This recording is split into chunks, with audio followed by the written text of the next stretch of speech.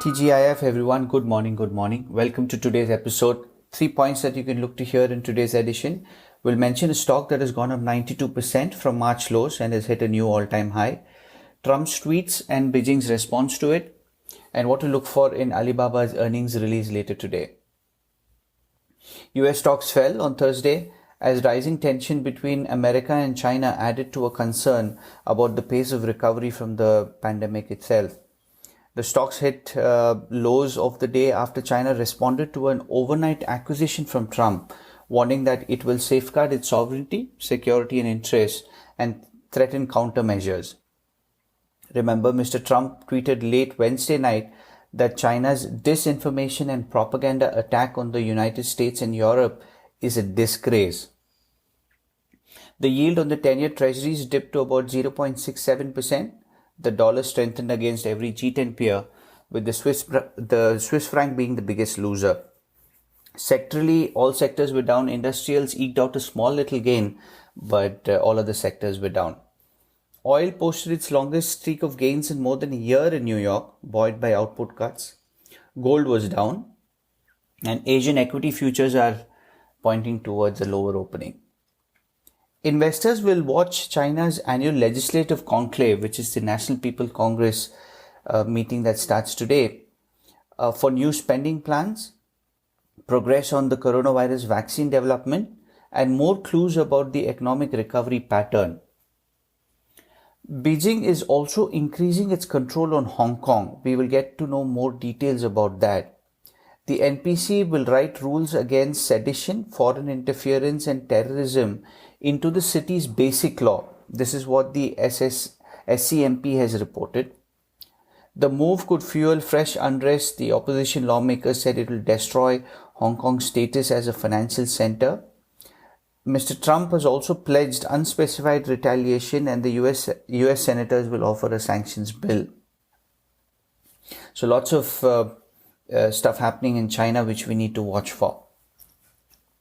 The pace of new jobless claims continued to abate last week. The filings fell by a stunning 2.44 million from a revised 2.7 million.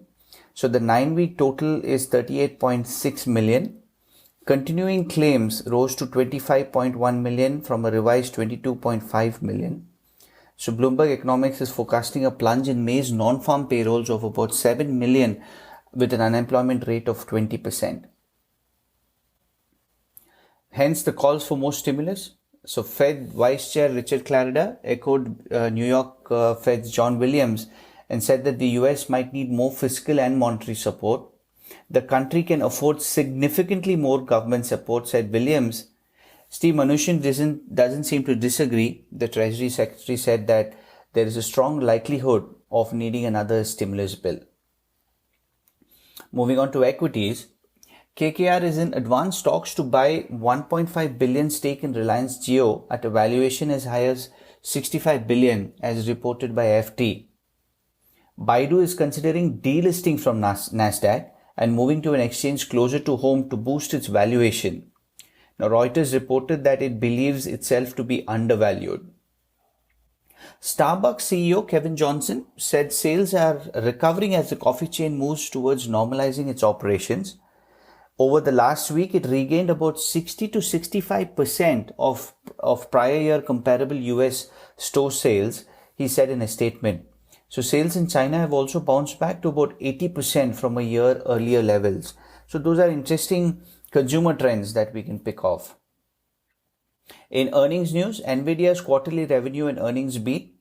It expects second quarter revenue of about 3.65 billion, more than the current estimate. HP Enterprise in the meantime missed estimates on both measures and said it won't provide further guidance. Lululemon notched an all-time high Thursday after shares have climbed 92% from the March lows that we saw. Now, Wall Street is betting that those working from home would purchase more athleisure. 200 added locations are set to reopen in the next 2 weeks. So all of that has fueled a big rally on this stock. Earnings that we'll be looking for is Alibaba. So Alibaba watchers will be looking for further signs of recovery from the coronavirus lockdowns in China. Now, when the e-commerce company reports its fourth quarter earnings, analysts are optimistic Results will show an acceleration of online sales. They will likely listen to additional details on the company's 28 billion investment in cloud computing over the next 3 years. Moving on to rates, BOJ is conducting an emergency meeting on Friday, which is today. Will probably focus on new funding for struggling businesses with no changes to the main stimulus measures. That's what the street is observing or expecting. So Governor Hariyuka Kuroda told his staff last month to put together a program to assist small companies. It may fuel money via banks and other financial institutions rather than lend directly like the Fed, is what some observers have said. New York Fed's Williams also threw cold water on the idea of negative rates. I just don't see negative rates. It's not really something that is needed right now, he said. White House economic advisor Larry Kudlow also said that negative rates haven't worked where they've been tried. AT&T is issuing 12.5 billion of unsecured bonds in 5 parts, according to people familiar. The longest part of the offering is a 40-year security, which will yield about 250 basis points over treasuries, down from the initial talk of about 280 basis points. On Forex, the US dollar traded higher against all of the major currencies today, but its gains were modest as investors worry about the ongoing US and China tensions. Trump administration approved arms sales to Taiwan as an opposition of China, and the Senate passed a bill that could delist Chinese companies from US exchange if they cannot prove that they are not owned by the Chinese government. Lots of global purchasing managers reports that came out, all were below 50, indicating a contraction in the activity. But people are seeing signs of bottoming out.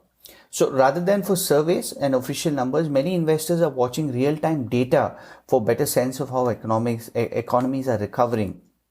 So an analyst at Jefferies highlights that through a series of proprietary measures